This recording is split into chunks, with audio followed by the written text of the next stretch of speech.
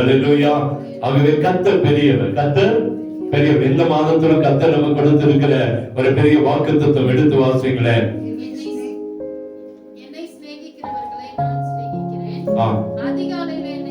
அதிகாலையில் என்னை தேடுகிறவர்கள் என்னை கண்டடைவார்கள். கண்களை மூடுவோமா? நீதிமொழிகள் 8ஆம் அதிகாரம் 17ஆம் வசனத்தை இந்த மாதத்துக்கு வாக்குத்தத்தமாய் கர்த்தர் கொடுத்திருக்கிறார். நிறைய முறை வாசித்தாலும், மாதம் 8ஆம் தேதி இந்த வசனத்தை வாசித்தாலும், ஆண்டவர் இந்த வாக்குத்தத்தத்தை இந்த மாதத்துல நமக்கு வாக்குத்தத்தமாய் கர்த்தர் கொடுத்திருக்கிறார். என்னை சிநேகிக்கிறவர்களை நான் சிநேகிக்கிறேன். அதிகாலையில் என்னை தேடுகிறவர்கள் என்னை கண்டடைவார்கள். ஆண்டவர் நம்மோடு பேசுவாராக.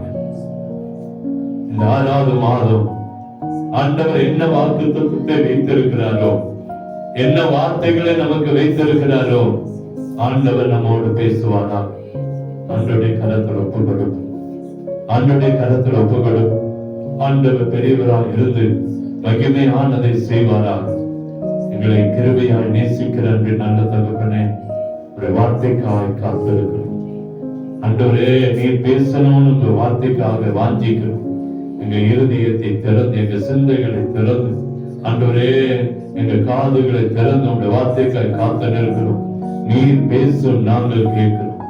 உங்க நாமம் மகிமைப்பட வேண்டும் என்று சொல்லி ஜெபிக்கிறோம். நீர் எங்களுக்கு என்ன சொல்ல விரும்புறீங்களோ, நீங்க என்ன செய்ய விரும்புறீங்களோ, அதை இன்னைக்கு வார்த்தை மூலமா எங்களோடு வெளிப்பட வேண்டும் என்று சொல்லி ஜெபிக்கிறோம். இடைப்பட வேண்டும் என்று சொல்லி ஜெபிக்கிறோம். உறவாட வேண்டும் என்று சொல்லி ஜெபிக்கிறோம். இதை கேட்கிற பார்க்கிற ஆண்டவரை எல்லாருக்கும் ஒரு ஆசீர்வாதமாக இருக்க உதவி செய். நன்மையும் கிருபையும் சமாதானம் உண்டாகும். இயேசுவின் இன்ப நாமத்திலே ஜெபிக்கிறோம் அன்பின் நல்ல தகப்பனே. ஆமென், ஆமென். நீங்க வாக்குத்தத்தத்துக்கு நேராக நம்ம கடந்து போவோம். இன்னைக்கு ஆண்டவர் சொல்கிற காரியம், என்னை சிநேகிக்கிறவர்களை நான் சிநேகிக்கிறேன். அதிகாலையில் என்னை தேடுகிறவர்கள் என்னை கண்டறிவார்கள். அல்லேலூயா. கர்த்தர் நம்முடைய வாக்குத்தத்தங்களை உண்மை உள்ளவர். அதை நிறைவேற்றுகிறவர், செயல்படுத்துகிறவர், அதை செய்து முடிக்கிற ஆண்டவர், செய்து முடிக்கிற ஆண்டவர். இந்த கடந்த போன வாரத்துல போன மாசம் என்ன வாக்குத்தத்தங்க? எங்க பாஸ்டர் எங்களுக்கு தெரியும் அப்படின்னு சொல்றோம்.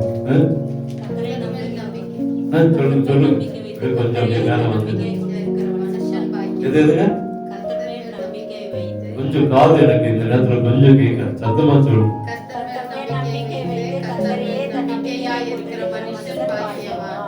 இது கரெக்டான வசனமா? கரெக்டான வசனம். பைபிள் பார்த்து சொல்லக்கூடாது. கர்த்தர் மேல் நம்பிக்கை வைத்து கர்த்தரே தன் நம்பிக்கையை கொண்டிருக்கிற மனுஷன் பாக்கியவான். போன மாசம் பூரா இதை குறித்து என்ன செஞ்சோம் பார்த்தோம். இந்த 6வது மாதமும் கர்த்தர் சொல்றாரு, என்னை சிநேகிக்கிறவரை நான் சிநேகிக்கிறேன். அதான் இன்னைக்கு பார்க்கிறோம். இன்னைக்கு முதல் காரியம் என்னது? என்னை சிநேகிக்கிறவர்களை நான் என்ன செய்யறேன்? சிநேகிக்கிறேன். சிநேகம் என்ன சொன்ன என்னங்க? அன்பு, ஒரு பாசம்.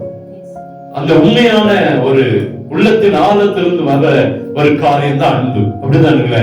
பாகுபாடு இல்லாம, மாய்மாலம் இல்லாம, வேஷம் இல்லாம, அவருக்காகவே அவரையே அப்படின்னு சொல்லி நினைக்கிற அந்த காரியங்கள், அந்த காரியம். அப்போ ஆண்டவர் சொல்றாரு, என்ன நீ சிநேகிச்சினா, என் மேல நீ அன்பு வச்சினா, என் மேல நீ பாசம் வச்சினா, என் மேல உனக்கு அக்கறை இருக்குன்னு சொன்னா, என் மேல உனக்கு அன்பு இருக்குன்னா, நானும் உன் மேல என்னவா இருப்பேன்? அன்பா இருப்பேன். இன்னைக்கு உலகத்துல அன்பு என்பது இன்னைக்கு வேஷமா மாறிடுச்சு. என்னவா மாறிடுச்சு? இன்னைக்கு கடமைக்கான அன்பா மாறிடுச்சு. இன்னைக்கு ஆரம்பத்தில் இருந்ததான் அந்த பாசம், ஆரம்பத்தில் இருந்ததான் அந்த அன்பு இன்னைக்கு ஜனங்களிடத்திலிருந்து மங்கி போயிடுச்சு. இருக்கா இல்லைங்களா? தாத்தா பாட்டி எல்லாம் பாருங்க, எவ்வளவு அன்பா இருந்திருப்பாங்க. எத்தனையோ பிள்ளைகள் எல்லாம் இருந்துச்சு. ஆனா அவங்க பாருங்க, அன்பு ரொம்ப அன்பா இருந்தாங்க. காலையில இன்னைக்கு எங்க மாமியாருடைய பிறந்த நாள் என்னுடைய என் மாமனாரை நினைக்க தோணுச்சு. அவங்க ரொம்ப பாசமா இருப்பாங்க. அப்போ இன்னைக்கு இருந்திருந்தா ஒரு 90 வயசு அப்படி இருந்திருப்பாங்க. அப்ப நான் காலையில வரும்போது எங்க பேசிட்டு வந்தோம். அப்போ ஒரு இழப்பு நமக்கு ஒரு பெரிய பாதிப்பு தானே அது. அப்போ இன்னைக்கு அன்பு, பழைய காலத்துல அன்பு பாத்தீங்கன்னா இன்னைக்கு இல்லவே இல்லை, இல்லவே இல்லை. பழைய ஆட்கள் எல்லாம் பாருங்க, இன்னைக்கு வயசான கூட நிறைய பேர் பார்க்கிறோம். தாத்தா இறந்த அன்னைக்கு பாட்டியா இருக்கிறான். இருக்காதுங்களா? டிவில எல்லாம் பாக்கணுமா இல்லையா? வயசான ஒரு அம்மா இறந்திருக்கும். இதை கேள்விப்பட்ட உடனே அந்த ஐயாவை என்ன செஞ்சிருப்பாரு? இறந்துடுற. 2 பேரும் ஒரே வீட்டுல 2 சாவா இருக்கும். நான் நினைச்சு பார்ப்பேன் எவ்வளவு அன்பு இருந்திருக்கு. இன்னைக்கு எல்லாம் மாய்மலமா போயிடுச்சு. இன்னைக்கு எல்லாமே என்னாச்சு? மாய்மலம். அதனாலதான் ஆண்டவர் வார்த்தை எழுதுனால எனக்கு தெரியும். என்ன சிநேகிச்சா நான் உன்னை சிநேகிப்பேன். என் மேல அன்பு வச்சுனா உன் மேல என்ன செய்வேன்? அன்பு வைப்பேன். ஏன்னா இன்னைக்கு எல்லாம் மாய்மலம். அவரிடத்துல எதிர்பார்த்து போகிற அன்பு வேற, எனக்கு ஆண்டவர் ஏதாவது செய்வாருன்னு சொல்லுகிற அன்பு வேற, நான் அவர் மேல அன்பு வச்சு அவர் என்னிடத்துல எனக்கு செய்வாருன்றது வேற. நீங்க இந்த அன்புல சிநேகத்துல 2 வகை அன்பு இருக்கு. ஒண்ணு உலக அன்பு, இன்னொன்னு தேவ அன்பு. உலக அன்பு, இன்னைக்கு தேவ அன்பு. உலகத்தில் அன்பு வைக்கிற ஆட்கள் இருக்கிறாங்க, தேவன் மேல் அன்பு வைக்கிற ஆட்களும். பழைய ஆட்கள் பாருங்க, பழைய ஆட்கள் இன்னைக்கு அந்த ஏன் பழசுன்னு சொல்றேன்னா, இன்னைக்கு எல்லாம் அப்படியே அப்படியே ஒரு எந்திரத்தனமா, ஒரு அதாவது என்ன ரெடிமேடா போயிடுச்சு. என்ன அன்பு வச்சாலும் எதிர்பார்த்தது அன்பு வைக்கணும். அவங்களுக்கு இருந்து ஏதாச்சும் கிடைக்குமா, அவங்களுக்கு இருந்து ஏதாச்சும் கிடைக்குமா, அப்படிதான் இன்னைக்கு ஓடிட்டு இருக்கு. வீட்டுல கணவன் மனைவியா இருந்தாலும் சரி, பிள்ளைகள் பெற்றவரா இருந்தாலும் சரி, அவங்க இருந்து ஏதாச்சும் கிடைச்சாதான் அன்பு வைக்கணும். இல்லாட்டா அந்த அன்பு என்ன செய்யறது இல்லை, கிடைக்கிறதே இல்ல. ஆனா இங்க ஆண்டவர் சொல்றாரு உலக அன்பு இருக்கு இன்னைக்கு, அதாவது தேவ அன்பு இருக்கு, தேவ அன்பும் இருக்கு. அப்ப உலகத்தில் அன்பு எப்போதுமே ஆசீர்வாதத்தை கொண்டு வராது. ஆசீர்வாதத்தை என்ன செய்யாது, கொண்டு வராது. ஆனா தேவ சிநேகம், தேவனை சிநேகிக்கும் போது, தேவன் மேல் அன்பு வைக்கும் போது நிச்சயமா ஒரு அற்புதத்தை கர்த்தர் செய்வார். மனுஷன் மறந்தாலும், மனுஷன் நமக்கு விரோதமா இருந்தாலும் தேவன் மேல வைத்திருக்கிற அன்பு ஒருபோதும் மாறாது. அவர் நம்ம நிச்சயமாக ஆசீர்வதிப்பார்.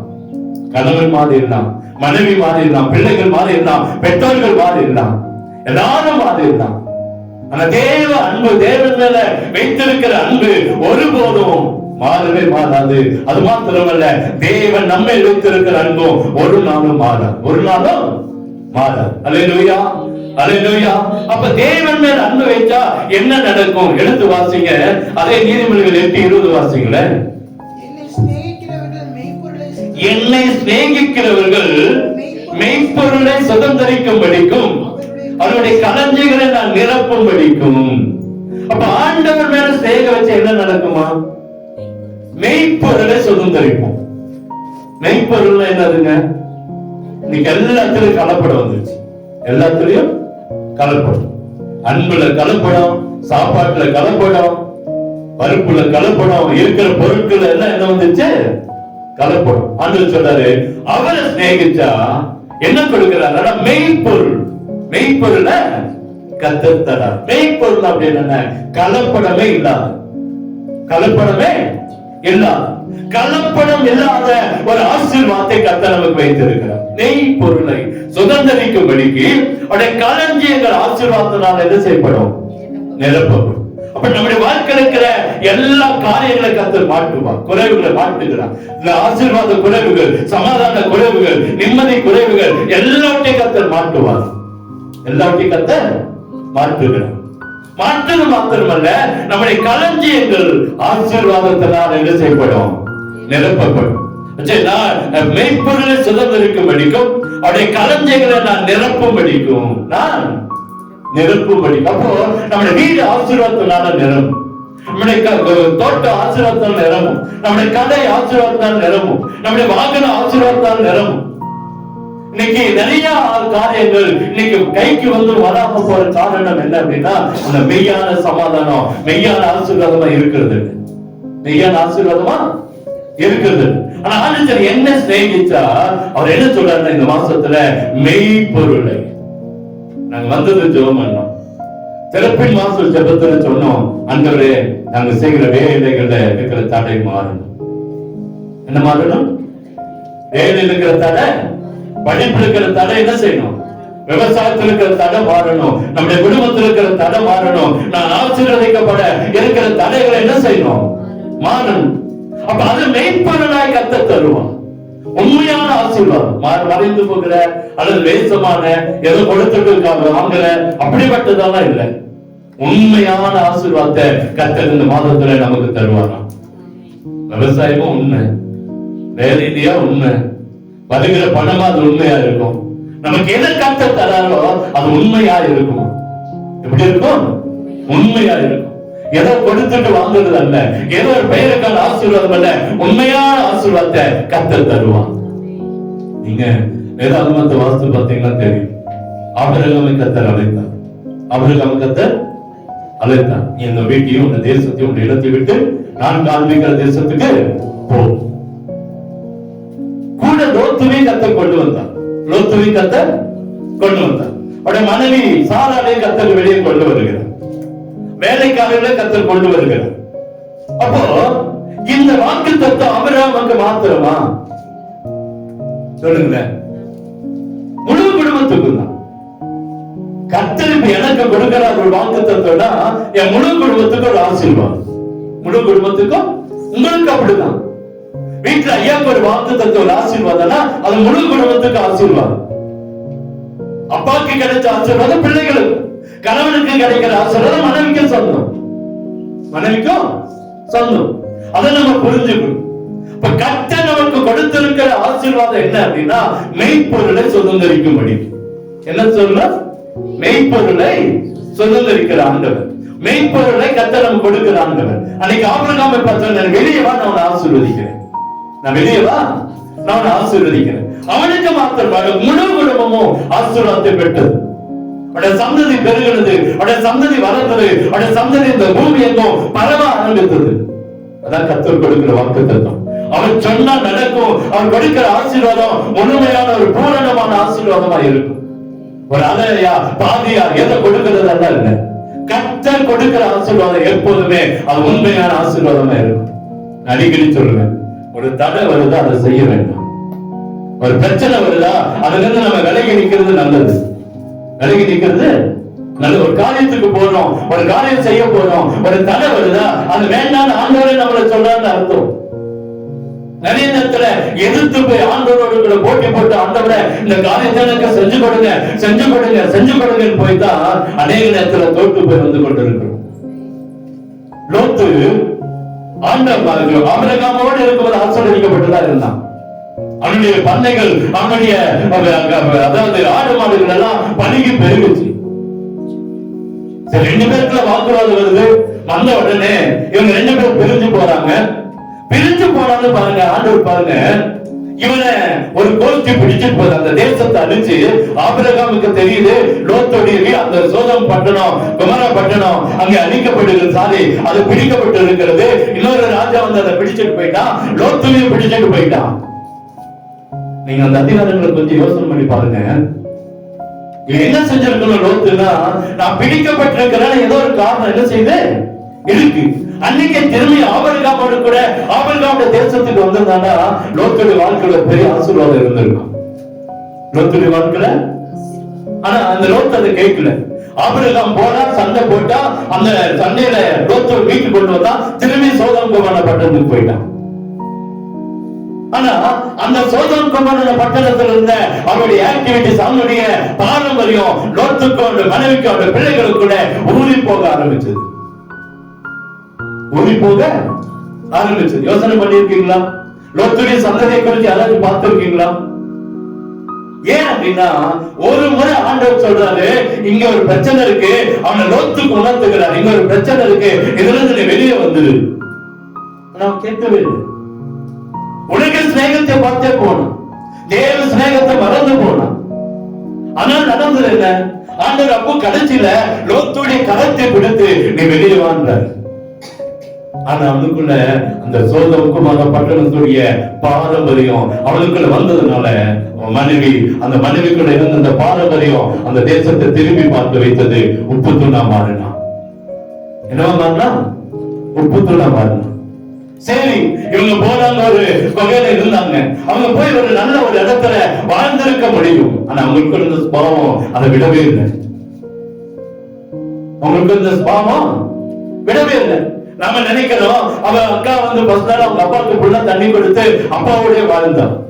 அடுத்த நாள் தங்கச்சி அவங்க அப்பாவுக்கு தண்ணி வச்சு கொடுத்து அவங்க அப்பாவோட வந்தா 2 சந்ததி பிறந்தது. ஒரு மோசமான சந்ததி வந்துச்சு. வாசிக்கிறோம் நம்ம பைபிள்ல இருக்கு. ஆனா நிறைய உங்களுக்கு தெளிவுபடுத்த விரும்பல. ஆனா இது ஒரு நாள் நடந்திருக்குமா? அவங்க அப்பாவுக்கு ஒரு நாள் தண்ணி கொடுத்து அவனை புல்லாக்க முடிஞ்சிருக்குமா? ட்ரை பண்ணிருப்பான். நான் தனதோடு அவளுக்கு சாராயத்தை கொடுத்து கொடுத்து கொடுத்து அவனை என்ன செய்ய வச்சிருப்பான்? மயக்கமடைய செய்ய வச்சு அடுத்ததுதான் இந்த பாவங்கள் என்ன செஞ்சிருக்கும், நடந்திருக்கும். நான் யோசனை பண்ணி பார்த்தேன். ஒரு நாள் நடக்கிற காணி இல்ல. அப்ப என்னன்னா, இந்த பிள்ளைகளுக்குள்ள அந்த சோதோம் குமார பட்டணத்துல இருந்த அந்த பாரம்பரியம், அந்த பாவம் உள்ளே வந்ததுனால ஒரு தவறான சந்ததி அங்க உருவாக காரணமாச்சு. அன்றைக்கு உங்களிடத்துல என்னிடத்திலும் சொல்லிக் கொண்டிருக்கிற ஒரு காரியம் என்னன்னா, ஆபிரகாமுக்கு கர்த்தர் வாக்கு கொடுத்திருக்கிறார், அதை செய்து முடிப்பார். என்ன சந்ததி? எப்படிப்பட்ட ஆசீர்வாதம்னா, மெய்ப்பொருளை சுதந்திரிக்கிற ஆசீர்வாதம். மெய்ப்பொருளை சுதந்திரிக்கிற ஆசீர்வாதம். இன்னைக்கு நம்முடைய வாழ்க்கை இன்னைக்கு என்ன போகுதுன்னா, ஆண்கள்கிட்ட கொஞ்சம் ஸ்நேகம், மனுஷத்துல கொஞ்சம் என்ன வச்சிருக்கிறோம், ஸ்நேகம். நம்முடைய அன்பெல்லாம் உலக பிரகாரமாவே போயிடுச்சு. உலக பிரகாரமாவே போயிடுச்சு. லோத்துக்கு இருந்தது உலக பிரகாரமான ஸ்நேகம், ஆனா ஆபிரகாமுக்கு இருந்தது ஆண்டவர் மேல இருந்த ஸ்நேகம். அதனாலதான் ஆபிரகாமை கர்த்தர் ஆசீர்வதித்தார். நீதிமொழிகள் 13:20 சொல்றது, மூடருக்கு தோழன் என்று சொல்லப்படுகிறது. யாருங்க? மூடருக்கு. அப்ப உலக பிரகாரமான ஸ்நேகம் யாராமா? மூடருக்கு தோழன். நம்ம அது வார்த்தையே ரொம்ப கஷ்டமா இருக்குது. அதனால புள்ள நான் சொல்றேன், மூடனுக்கு தோழன் என்று சொல்லப்படுது. உலகத்துல நாம வைத்திருக்கிற உலக ஸ்நேகம் யாருடைய ஸ்நேகமா? மூடனுக்கு ஸ்நேகம். இன்னைக்கு மழை பெய்யுதுன்னு வீட்டுல எல்லாம் பாத்திரம் வைப்போம். அந்த பாத்திரத்தை தண்ணியை குடிப்போமா குடிக்க மாட்டோமா? ஒரிஜினல் மழை தண்ணி என்ன நல்ல தண்ணி தானே அது. பாத்திரத்துல பிடிச்சு நம்ம வீட்டுல என்ன செய்யறோம், யூஸ் பண்ணுமா இல்லையா? இருக்காதுங்களா? இந்த புதுசா சொல்லிட்டுனா எல்லாத்து முகத்துலயும் ஒரு மாதிரி பார்க்கிறதா இருக்கு. ஆனா அதே தண்ணி கீழே விழுந்துச்சுன்னா எடுத்து யூஸ் பண்ண முடியுமா? அதேதான் தேவ சிநேகம் என்பது நம்மளை ஆசீர்வாதத்துக்களை கொண்டு போய் நிறுத்தும். மனுஷ சிநேகம் என்பது அது வேறு விதத்திலே செயல்படுத்தணும், வேறு விதத்துல செயல்படுத்தணும். ஒரு தகப்பனுக்கு ஒரு நமக்கு கொடுத்திருக்கிற வாக்குத்தத்தம் எப்பொழுதுமே ஆண்டவர் சொல்றாரு, அது மெய்ப்பொருளை சுதந்திரிக்கும். என்ன பொருள்? உண்மையான ஆசீர்வாதமா இருக்கும். ஆண்டவர் கொடுக்கிறது எப்போதுமே அது உண்மையான ஆசீர்வாதமா இருக்கும். ஆண்டவர் ஒருபோது நமக்கு தப்பான ஆசீர்வாதத்தை தரவே மாட்டார். தெரியுமா? அது தருவாரா? தரவே. அப்படி இருந்தாலும் அதை தடுத்துருவார். அப்படி இருந்தாலும் அதை தடுத்துருவார். என்னைக்குமே தவறான ஆசீர்வாதத்தை, நிலையில்லாத ஆசீர்வாதத்தை கர்த்தர் நம்முடைய வாழ்க்கையில அனுமதிக்கவே மாட்டார். அது நல்லதாதான் இருக்கும். மெய்ப்பொருள் அவர் நல்லதை, ஆசீர்வாதமானதை கர்த்தர் நமக்கு தருவார். யாக்கோபுடைய ஆசீர்வாதம் பாருங்க. அது சொல்றாரு, உன்னோடு கூட இருந்து நீ போகிற இடமெல்லாம் உன்னை காத்து இந்த தேசத்துக்குள்ள திரும்ப வர பண்ணுவேன், நான் சொன்னதை செய்யும் அளவும் உன்னை கைவிடாது இருப்பேன். அதான் மெய்ப்பொருள். போனா அவனுடைய வாழ்க்கையில பலவித ஏற்றம், இறக்கம், தாழ்வு எல்லாம் இருக்கு, உயர்வு எல்லாம் இருக்கு, கஷ்டம் நஷ்டம் எல்லாம் இருக்கு. ஆனாலும் கர்த்தருடைய வார்த்தையின்படி அதே இடத்துல கர்த்தர் கொண்டு வந்து நிற்க வைத்தார். எந்த இடத்துல வாக்குத்தத்தத்தை கொடுத்தாரோ, எந்த இடத்துல தரிசனத்தை கொடுத்தாரோ, எந்த இடத்துல அவன் படித்திருந்தானோ அதே இடத்தை கர்த்தர் அவனுக்கு கொடுத்தார். நீ படித்திருக்கிற பூமியை உனக்கு சொந்தமாய் தருவேன்னு சொன்னாரு யாக்கோபுக்கு. நைட்டு பயந்து போய் படுத்தான். ஒரு கண்ணு எடுத்து தலையில வச்சு படுத்து இருக்கிறான். ஆனா ஆண்டவர் சொல்றாரு, நீ படுத்திருக்கிற இந்த பூமியை உனக்கு சொந்தமாய் தருவேன். நாட்கள் ஓடினது, வருஷங்கள் ஓடினது, 20 வருஷம் ஆயிடுச்சு. எங்க போயிங்க? அந்நிய தேசத்துல போய் 20 வருஷம். ஆனாலும் கர்த்தர் அவனை திரும்பமாய் கொண்டு வந்தார். திரும்பமா கொண்டு வந்தார். அதே இடத்துல கர்த்தர் அவனுக்கு அவன் கர்த்தருக்கு ஒரு கூடாரத்தை, ஒரு பலிபீடத்தை கட்டினான். கூடாரம் பலிபீடத்தை கட்டினான். அந்த இடத்துல ஆபிரகாமுடைய சந்ததி அந்த பலிபீடத்துல ஆண்டவரை தொழுது கொள்ள ஆரம்பிச்சாங்க. அல்லேலூயா, அல்லேலூயா. இன்னைக்கு உங்களுக்கு எனக்கு கர்த்தர் கொடுக்கிற வாக்குத்தத்தம் என்ன? கர்த்தரை சிநேகித்தா மெய்ப்பொருளை கர்த்தர் தருவார். கலப்படம் இல்ல, மாற்றம் இல்ல, வேதனை இல்ல, அவமானம் இல்ல, எந்த காரியத்தையும் கர்த்தர் கொடுத்திருந்தா அது ஆசீர்வாதமா இருக்கும். ஆசீர்வாதமா இருக்கும். ஏன்னா சிலர் மெய்ப்பொருளை சுதந்திரிக்கும்படிக்கு அவர் களஞ்சியங்களை ஆசீர்வாதத்தினால கர்த்தர் நிரப்புவார். இன்னைக்கு ஆண்டவருடைய சமூகத்துல வந்திருக்கிறோம், இன்னைக்கு ஆண்டவருடைய கரத்துல வந்திருக்கிறோம். உலகத்துல அநேகர் இன்னைக்கு நம்மளுக்கு விரோதமா எழுப்பலாம், விரோத காரியங்களை செய்யலாம். எடுத்து வாசிங்கள நீதிமொழிகள் 1:10 எடுத்து வாசிங்கள.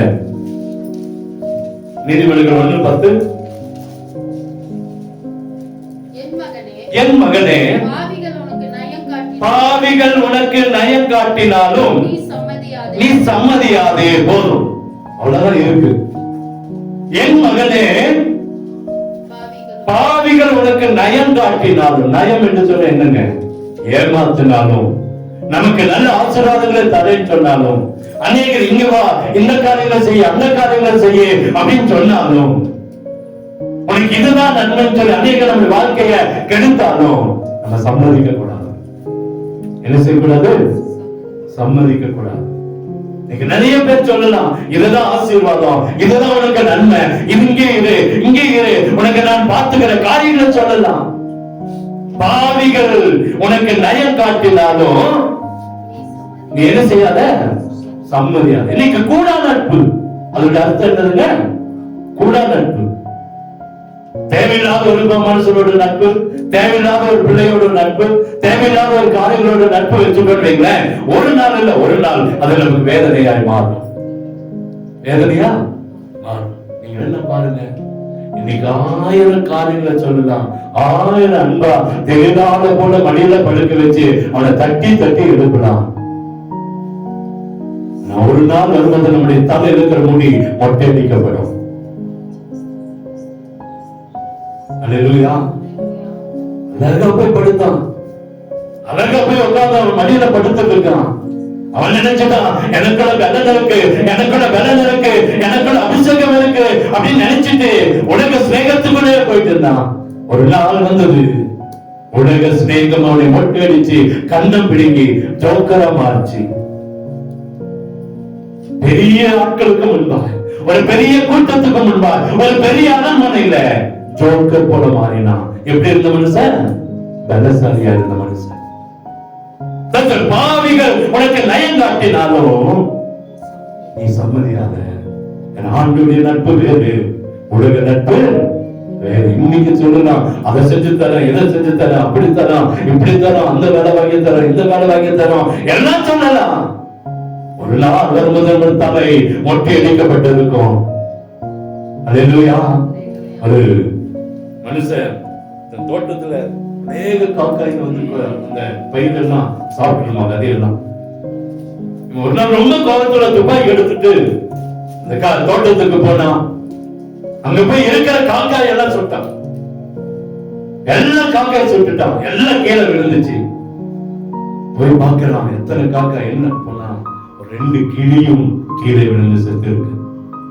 ஆசையா வளர்த்தன 2 கிளி இருக்க வேண்டிய இடத்தை விட்டுட்டு இந்த காக்கா கூட்டத்துக்கு கூட போய் ஒரு கூட நட்பு போனதுனால கிளிகளுக்கும் என்ன வந்துச்சுங்க? மரணம் வந்துச்சு. அதுக்கு முன்னாடி அழுகிறான், அவன் கத்துறான். ஆனா என்ன நடந்திருக்கும்? என்ன நடந்திருக்கும்? செத்து போனது போனதுதான். இன்னைக்கு அநேக இடத்துல காக்காவோட இன்னைக்கு கிளியும் மாட்டி சாகிற காரணம் என்னன்னா ஒரு கூடாத நட்பு. எத்தனையோ கொலைகளை பார்க்கிறோம், பயமா இருக்கு. டிவில பாருங்க, கூட ரொம்ப வருஷமா நட்பா இருந்தவன் அந்த வீட்டுக்கு வெடிகுண்டு வீசணும், நாட்டுக்குள்ள வீசணும். ஒரே வீட்டுல அண்ணன் தம்பி போல பழகினவன் அந்த வீட்டுல கொலை செய்யலாம். எப்படி சூழ்நிலைகள் மாறலாம், சூழ்நிலைகள் எப்படி மாறலாம். சொல்ற என்னுடைய ஸ்நேகம், அவருடைய ஸ்நேகம் நம்மை காப்பாற்றும். உலக ஸ்நேகம் வேதனைக்குள்ள அங்க கொண்டு போயிடும். நீங்க பழைய வீடுகள் எல்லாம் பார்த்தீங்கன்னா தெரியும், பழைய இந்த சிஎஸ்சி ஆட்கள் வீடுகள் இருக்கும். ஒரு போட்டோ பார்த்திருக்கீங்களா? விசாலமான வழி, குறுகிய இடுக்கமான வழி, விசாலமான வழின்னு ஒரு போட்டோ போட்டிருப்பாங்க. அந்த இடுக்கமான வழி கொஞ்சம் கஷ்டமா தான் இருக்கும். அப்படி போய் இப்படி போய் கொஞ்சம் சத்துக்கு வந்தாலும் போய் இப்படி டெய்லி சர்ச்சுக்கு வந்து டெய்லி உபவாசித்து ஜெபம் பண்ணி பைபிள் படிச்சு வேதத்தை வாசித்து ஆண்டவர் கொடுத்து கொஞ்சம் கஷ்டமா தான் இருக்கும். ஆனா இதோடைய பலன் ஜீவ வெளிச்சம். இதோட பலன் என்னது? ஆனா விசாலமான வழி. அங்க சினிமா இருக்குது, அங்க வீடியோ இருக்கு, அங்க போதை இருக்கு, அங்க கெட்ட நண்பர்கள் இருக்கிறான், எல்லாம் இருக்கிறான், ஜாலியா தான் போகுது. எந்த இடத்துல முட்ட வேண்டாம், எந்த இடத்துல குடிய வேண்டாம், எந்த இடத்துல நம்ம ஒரு வெக்கப்பட வேண்டாம், போயிட்டே இருக்கும். ஆனா அதனுடைய முடிவோ மரண வழிகள். முத இந்த சபையில் ஒரு வீட்டுக்குள்ள போகும்போது அந்த வீட்டுக்குள்ள பார்த்த முதல் படம் அதுதான். சின்ன பையன் அவங்க கேட்ட இதோட அர்த்தம் என்ன நமக்கு அப்ப தெரியாது. ராணிக்கான்னு ஒருத்தர் இருப்பாங்க, இந்த ராணிக்கா அந்த இன்னொரு ராணிக்கா என்ன கூப்பிட்டு சொன்னாங்க, இதுதான் அதோட அர்த்தம். நம்ம வாழ்க்கையில நம்ம நிறைய காரியங்கள இன்னைக்கு நல்ல விசாரமா போயிட்டு இருக்கலாம். அதோட முடிவு வேதனை, முடிவு வேதனை. அன்று இன்னைக்கு நம்மளை எச்சரிக்கிற ஒரு காரியம், பாவிகள் உனக்கு நய காட்டினாலும் என்ன செய்ய வேண்டாம், சம்மதிக்க வேண்டாம். 2 கொரிந்தியர் 6:15 எடுத்து வாசிங்களேன்.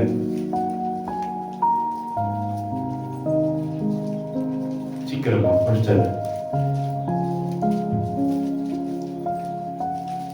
2 கொரிந்தியர் எங்க இருக்குன்னு தெரியுமா? 6:15. கிறிஸ்துவுக்கும் பேலியாளுக்கும் இசைவேது, அவிவிசுவாசிக்கும் அவிவிசுவாசியுடனே விசுவாசிக்கும் பங்கேது. அந்த 15 கிறிஸ்துவுக்கும் பேலியாளுக்கும் இசைவேது. நம்ம எப்படி ரொம்ப ஜாக்கிரதையா இருக்கணும். கிறிஸ்துவங்க, நீங்களும் நான் யாரு? கிறிஸ்துவங்க. நீங்களும் நான் யாருங்க? கிறிஸ்துவங்க. சொல்லுது கிறிஸ்துவுக்கும் பேலியாளுக்கும் இசைவேது, அவிவிசுவாசியுடனே விசுவாசிக்கு பங்கு இல்லை. இங்கே ஆண்டவர் தொடர்பு நமக்கு அது பங்கு இல்லை. அதுல என்ன பங்கு இல்லை, அவங்களோட இசைவு கூட இல்லை, அவங்களோட எந்த தொடர்பு வேண்டாம். கிறிஸ்துவுக்கும் பேலியாளுக்கும் இசைவு இல்லை, விசுவாசிக்கு அவிவிசுவாசியுடைய பங்கு இல்லை. அது 16 வசனம் வாசிக்கப்பா. தேவனுடைய ஆலயத்துக்கும் என்னதுங்க? விக்கிரங்களுக்கு என்ன சம்பந்தம் இல்லை என்றார். தேவனுடைய ஆலயத்தை விக்கிரகத்துக்கு ஒப்பிடவே முடியாது. இது தேவாதி தேவன் வாசம் பண்ணுகிற இடம். நம்ம இன்னைக்கு இதை அசுசிப்படுத்துகிறோம். அவங்க பழைய மாறிட்டோம். இன்னைக்கு மற்றவங்க பழைய இன்னைக்கு சபை மாறிடுச்சு. நீங்க எல்லா சபைகளும் இன்னைக்கு தலகாச்சாரமா போயிருச்சு. விக்கிரங்களுக்கும் சபைக்கு என்ன சம்பந்தம் இல்லை. தொடர்ந்து வாசிங்க. நான் அவர்களுக்குள்ளே வாசம் பண்ணி அவர்களுக்குள்ளே உலாவி அவர்கள் தேவனாய் இருப்பார்கள். யாரோட? விசுவாசிகளுடைய தேவனாய் இருப்பார். அவனோடு கூட ஸ்நேகம் வச்சா அவர் சொல்றாரு, உலகத்துக்கும் கிறிஸ்துவுக்கும் பேலியாளுக்கும் சம்பந்தம் இல்ல, அவிவிசுவாசிக்கு விசுவாசிக்கு பங்கு இல்ல, சபைக்கும் விக்கிரங்களுக்கு என்ன இல்ல பங்கு இல்ல. ஆனா தேவ பிள்ளைகளை கர்த்தர் என்ன செய்யறாரா, அவர் நம்ம ஏற்றுக்கொண்டு 18 வசனம், அவர் நம்ம ஏற்றுக்கொண்டு நமக்கு அவர் பிதாவா இருப்பார், அவருக்கு நம் குமாரனாய் இருப்போம். அப்ப ஆண்டவரை ஏற்றுக்கொண்டா, ஆண்டவருடைய ஸ்நேகம் என்ன சொல்ற, நம்மளை ஏற்றுக்கொள்கிறார். நம்மள என்ன செய்யறாரா, மனசை ஏற்றுக்கொள்ளாட்டி போட்டுங்க, உலகம் ஏற்றுக்கொள்ளாட்டி போகட்டும், நம்ம பிள்ளைகள் நம்ம ஏற்றுக்கொள்ளாமல் போகட்டும், நம்முடைய பெற்றோர்கள் நம்ம ஏற்றுக்கொள்ளாமல் போகட்டும், நம்முடைய கணவன் நம்ம ஏற்றுக்கொள்ளாமல் போகட்டும், நம்முடைய மனைவி நம்ம ஏற்றுக்கொள்ளாமல் போகட்டும், கர்த்தர் நம்ம ஏற்றுக்கொள்வார். யார் ஏற்றுக்கொள்வாரா? கர்த்தர். ஏற்றுக்கொள்கிறது ஒரு பெரிய காரியம் தான் இல்லைங்களா? ஆண்டவர் சொல்ற, நான் உன்னை ஏற்றுக்கொண்டு நமக்கு பிதாவா இருக்க, அப்பாவா இருக்கிற, நான் உனக்கு பாதுகாவலனா இருக்கிறேன், நான் உன்னை ஆசீர்வதிக்கிறேன், நான் உனக்கு மெய்ப்பொருளை சுதந்திரிக்கிற கிருபை நான் தரேன், நீ எனக்கு பிள்ளையா இருப்பாய். பிள்ளைகளுக்கு, தேவனுடைய பிள்ளைகளுக்கு தேவ ஆசீர்வாதம் கர்த்தர் தருவான். அதுக்குதான் நான் ஃபர்ஸ்ட் சொன்னேன், ஆபிரகாமுக்கு கொடுத்த வாக்குத்தத்தம் அவருடைய பிள்ளைகளுக்கு கிடைச்சது போல நம்முடைய அப்பா இயேசுவுக்கு ஆசீர்வாதம் நமக்கு சொந்தம். நமக்கு சொந்தம். எதை கேட்டாலும் தருவார். என் நாமத்தினால நீங்க எதை கேட்டாலும் அதை நான் என்ன செய்வேன், தருவேன். இதுதான் அந்த ராபோஜனத்தில் சொன்னேன். கருகா பறக்கணும். அந்த கோழை விட்டு என்ன செய்யணும், தெரியணும். நம்ம கருகை போல உயர உயர போகணும்னு சொன்னா இந்த உலகத்தின் இச்சைகளை விட்டு, உலகத்தின் ஆசாவசங்களை விட்டு நம்ம வெளியே வந்தாதான் தேவனுடைய பந்தியில, தேவனுடைய சன்னிதானத்துல, தேவனுடைய கிருபையில பங்கு பெற முடியும். அதுல கர்த்தர் விரும்பும் காரியம் உலக சிநேகம் வேண்டாம். உலக சிநேகம் வேண்டாம். தேவ சிநேகத்துக்குள்ள கட்டப்படுவோம். தேவ சிநேகத்துக்குள்ள நம்ம அர்ப்பணிப்போம். ஒரு சகோதரன் தான் பேசினான். அந்த அக்கா வந்து சபைக்குள்ளே சேர்த்தாதீங்க. அந்த அக்கா வந்தா எனக்கு அவனு பார்த்த உடனே கோபம் வருதா இல்ல அவன் என்ன சொல்றதுன்னே தெரியல. அவங்க அக்காவை தான், வேற அக்காவில் இல்ல, அவங்க சொந்த அக்காவை தான் சொல்றான். அந்த அக்கா வந்து சபைக்குள்ளேயே சேர்த்தாதீங்க. அவன் சொன்ன காரியம் வேற, ஆனா அவன் மனசுல வச்சிருக்கா பாருங்க, கிறிஸ்துவ இப்படிதான் இருக்கிறான், கிறிஸ்துவ இப்படிதான் இருக்கிறான். அவனுக்கு தெரியுது. நம்ம ஜனங்களை புரிந்து கொள்ளவே முடியறதில்லை. அல்லேலூயா. இன்னைக்கு ஆண்டவர் சொல்றாரு, தேவ சிநேகத்துல வாழ்வோம், உலக சிநேகத்தை விட்டு விடுவோம். கர்த்தர் நம்மை மேற்பொருளை சுதந்திரிக்க கிருபை தருவார். கண்களை மூடுவோமா? கர்த்தரை சிநேகிக்கிற பிள்ளைகள் மேற்பொருளை சுதந்திரிக்கிறார்கள். மேற்பொருளை சுதந்திரிக்கிறார்கள். அருமையான ஜனமே, என்னை சிநேகிக்கிறவர்களே நான் சிநேகிக்கிறேன். ஆண்டவர் கேட்கிறார், நான் தேவனான என்னுடைய கனம் எங்க? என்னை கனப்படுத்துற நான் கனப்படுத்துவேன். ஆண்டவர் தளத்தில் அர்ப்பணிப்போம். ஆண்டவருடைய சமூகத்தில் ஒப்பு கொடுப்போம். உலக சிநேகம் வேண்டாம், நண்பர்களுடைய சிநேகம் வேண்டாம். ஒரு நாள் இல்ல ஒரு நாள் நம்ம நமக்கு விரோதமா எழுதுவோம். ஒரு நாள் இல்ல ஒரு நாள் நமக்கு விரோதமா காரியங்கள் நடக்கும். ஒரு அற்புதம் நடக்கட்டும், ஒரு அற்புதம் நடக்கட்டும், ஆளுகை காணப்படட்டும். மனுஷ சிநேகம் வேண்டாங்க, உலக சிநேகம் வேண்டாங்க. ஆண்டவர் இந்த மாசத்துல பிடிச்சுக் கொள்வோம். அவர் நம்மளை நேசிப்பார். நம்ம கொடுத்திருக்கிற வாக்குத்தத்தம் உண்மை உள்ளது. அன்னைக்கே கொடுத்துட்டார். ஆபிரகாம் அப்பா சொன்னார், நீ எல்லாம் விட்டு வெளியே வா, நான் உன்னை ஆசீர்வதிப்பேன். அது உலக சிநேகம். ஆண்டவரை நம்பி வந்தா அது தேவ சிநேகம். தடுமாற்றங்கள் வந்தது, தனிமைகள் வந்தது, இருள் வந்தது, போராட்டம் வந்தது. ஆனாலும் கர்த்தருடைய திட்டத்தை கர்த்தர் நிறைவேற்றிய தீர்த்தார். சந்ததிக்கு கர்த்தர் ஆசீர்வாதத்தை கொடுத்தார். செய்ய வேண்டியதெல்லாம் செய்து முடித்தார். அருமையான ஜனமே, உங்களுக்கு எனக்கு கர்த்தர் சொல்லுகிற காரியம், உலக சிநேகம் வேண்டாம், உலக சிநேகம் வேண்டாம். ஒரு நாள் இல்ல ஒரு நாள் பிரச்சனை கொண்டு வரும். நீங்க நிறைய நண்பர்களை பார்த்திருக்கலாம். பக்கத்து வீட்டு அக்காமார்களோட நல்ல பழகி இருக்கலாம், தங்கச்சிமார்களோடு பழகி இருக்கலாம், அம்மாவோடு பழகி இருக்கலாம், அண்ணனோடு பழகி இருக்கலாம், தம்பிகளோடு பழகி இருக்கலாம், ஐயம்மார்களோடு பழகி இருக்கலாம். ஒரு நாள் இல்ல ஒரு நாள் அவருடைய சுயரூபம் வெளிப்பட்டு இருக்கும். ஆண்டவர் அப்படி அல்ல, எப்போதுமே ஒரு பாசமுகம், எப்போதுமே ஒரு பாசமுகம். வியாதியா இருந்தாலும் பாசமுகம், கடனா இருந்தாலும் ஒரு பாசமுகம், நம்ம தவறி போய் பாவம் செஞ்சுட்டு போனாலும் ஒரு பாசமுகம். புயல் அடிக்கும், காட்டடிக்கும், ஆனா அப்படியே முகம் ஆடாது. அதுதான் தேவ சிநேகம். தேவ சிநேகத்தை பிடித்துக் கொள்வோம். கர்த்தர் நம்மை மேற்பொருளை, உண்மையான ஆசீர்வாதத்தை, தடுமாற்றம் இல்லாத, கலப்படம் இல்லாத, வேஷம் இல்லாத உண்மையான ஆசீர்வாதத்தை உங்களுக்கு எனக்கு கர்த்தர் தருவார். நீங்க செய்கிற வேலைகள் ஆசீர்வதிக்கப்படும், விவசாயங்கள் ஆசீர்வதிக்கப்படும், மிருக ஜீவன்கள் ஆசீர்வதிக்கப்படும், கதைகள் ஆசீர்வதிக்கப்படும், வாகனங்கள் ஆசீர்வதிக்கப்படும், படிப்பு ஆசீர்வதிக்கப்படும், நீங்க செய்கிற கைத்தொழில்கள் ஆசீர்வதிக்கப்படும், வருமானம் பொருளாதாரங்கள் ஆசீர்வதிக்கப்படும், நன்மையும் கிருபையும் சமாதானம் உண்டாகும். எல்லாவற்றும் வாழ்ந்திருக்க கர்த்தர் உதவி செய்வார். மெய்ப்பொருளை மெய்யான ஆசீர்வாதத்தை, உண்மையான ஆசீர்வாதத்தை சுதந்திரிக்கிற முத்திர சுவிகாரத்தை கர்த்தர் நமக்கு கொடுப்பார். தலைமையில கை வச்சு கேளுங்க, நான் இந்த மாதத்துல மெய்ப்பொருளை சுதந்திரித்துக் கொள்ளணும்பா.